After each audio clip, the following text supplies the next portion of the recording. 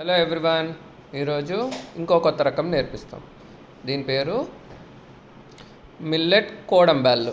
So దీనికి కావాల్సిన ingredients: millet dosa mix from millet house malt cafe, millet dosa mix, groundnut oil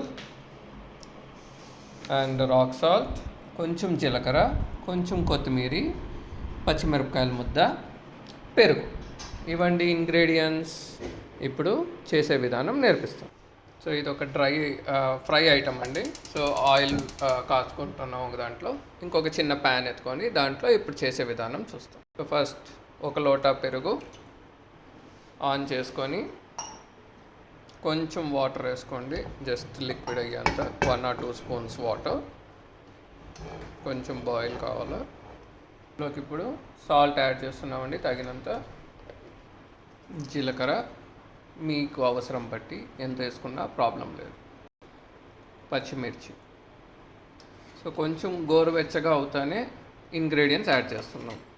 కొత్తిమీర కొంచెం సిమ్లో పెట్టుకోండి, సిమ్లో పెట్టి బాగా కలపండి. తర్వాత మిల్లెట్ దోశ పిండి యాడ్ చేస్తున్నాం లాస్ట్లో. సో 1 లోటా మిల్లెట్ దోశ పిండికి 1 లోటా మజ్జిగ, అది మేము చేస్తున్న మెజర్మెంట్. సిమ్లో పెట్టుకోండి. సో బాగా మిక్స్ చేసుకోవాలి. సో ఇలా చేసి ఒక 5 minutes గట్టి పడేటట్టు చూసుకోవాలి. సో ఒక సన్న సిమ్లో పెట్టేసి 5 minutes కొంచెం ఉడికేటట్టు ఇలా బాగా కలుపుకుంటూ ఉండండి. ఒక 5 minutes గట్టి అవ్వాలా. సో ఇది చిన్నపిల్లలు చాలా బాగా ఇష్టపడతారండి, ఎందుకంటే ఇట్స్ ఏ ఫ్రై ఐటమ్, చాలా క్రిస్పీగా టేస్టీగా వస్తుంది. సో దీనికి వేసే పెరుగు మేము మామూలుగా పుల్ల పెరుగు వేస్తామండి.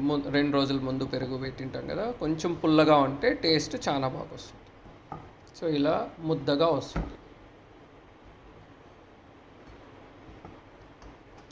సో 5 minutes అయిందండి, బాగా ముద్దలాగా తయారైంది. ఒక బౌల్లో తీసుకొని కొంచెం చల్లార్చుకోవాలి. సో చల్లారినాక ప్రాసెస్ చెప్తాం. సో పిండి చల్లారిందండి, చేతికి కొంచెం ఆయిల్ అప్లై చేసుకోండి అతకకుండా ఉండేకి. సో చిన్న చిన్న ఉంటలు తీసుకొని దీన్ని మీకు ఇష్టం వచ్చిన షేప్స్లో తయారు చేసుకోవచ్చు. సో మేము ఒక 3 రకాల షేప్స్ చూపిస్తాం. సో ఇది రౌండ్. సో ఇప్పుడు నిప్పట్టు చేస్తున్నారు.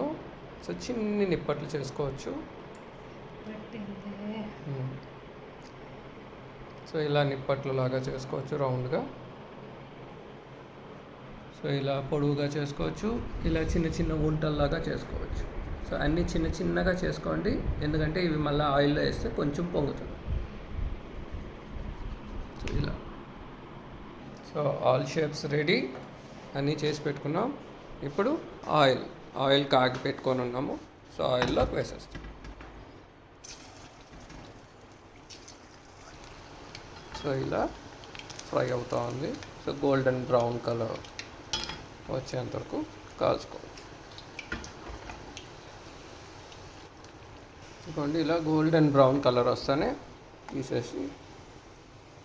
సో యువర్ వేడి సో వేడి మిల్లెట్ కోడంబెల్లు రెడీ అండి. తినేసేయండి ఇక్కడే. ఓకే, మీకు కానీ నచ్చితే మిల్లెట్ హౌస్ మాల్ట్ కెఫే వారి ప్రోడక్ట్స్ తీసుకొని చేసుకోండి. Thank you, bye.